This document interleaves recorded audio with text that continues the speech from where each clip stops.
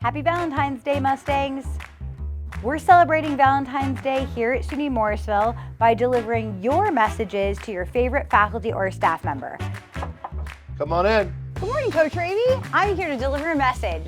Dear Coach Raby, we want you to know that we are still diligently keeping up with our Monday morning rush and leans and living our life by our 3 core values. Happy Valentine's Day. Thank you very much. Hi Susan, I have a Valentine's Day card from all the agriculture, business, technology students. We just want to say thank you for being you. Oh, thank you.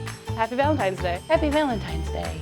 Happy Valentine's Day, President Rogers. Jeff, it's great to see you. Likewise, in the spirit of Valentine's Day, I've written you a poem. On Morrisville's grounds where friendships bloom, Mo and Dave have cultivated an academic boom. With laughter and nays, they cheer and play, making Morrisville brighter each and every day. Oh my goodness.